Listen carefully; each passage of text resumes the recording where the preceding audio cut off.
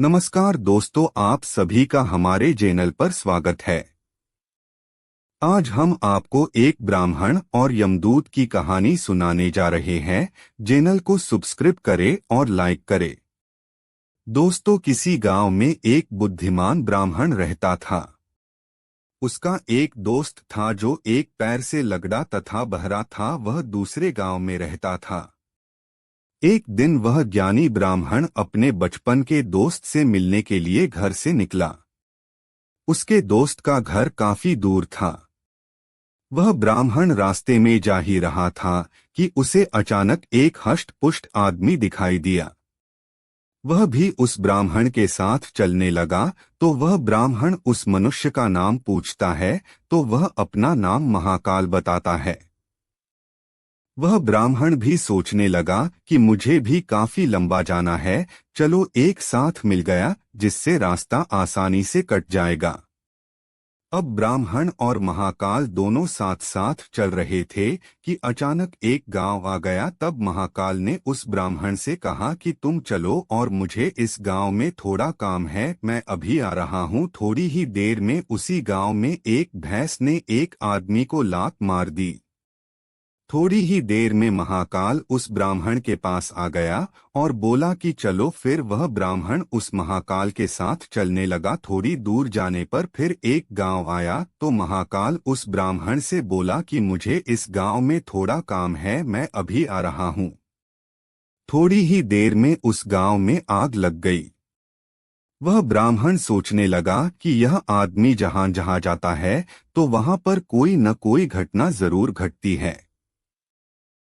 वह ब्राह्मण महाकाल से पूछ लिया कि भाई तुम कौन हो। ब्राह्मण की बात सुनकर महाकाल बोला कि मैं यमदूत हूँ, मनुष्यों के प्राण हरण करना मेरा काम है। उसके बाद ब्राह्मण महाकाल से पूछा कि तुम यमदूत हो तो ये बताओ कि अगली मृत्यु किसकी होने वाली है। तब महाकाल ने कहा कि अगली मृत्यु तुम्हारे उसी मित्र की होने वाली है जिससे तुम मिलने के लिए जा रहे हो। वह ब्राह्मण सोचने लगा, यदि ऐसी बात है तो मैं अपने मित्र से मिलने नहीं जाऊंगा। महाकाल ने ब्राह्मण से कहा कि तुम जो सोच रहे हो ऐसा कुछ भी नहीं होगा, होनी अटल है इसलिए होकर रहेगी।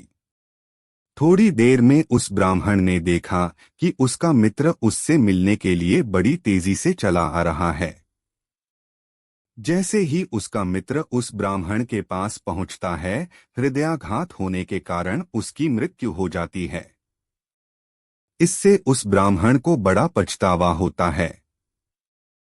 वह ब्राह्मण उस महाकाल से पूछता है, अच्छा ये बताओ कि मेरी मृत्यु कब और कैसे होगी। तब महाकाल ने कहा कि तुम्हारी मृत्यु ठीक 6 महीने के बाद दूसरे राज्य में फांसी लगने से होगी।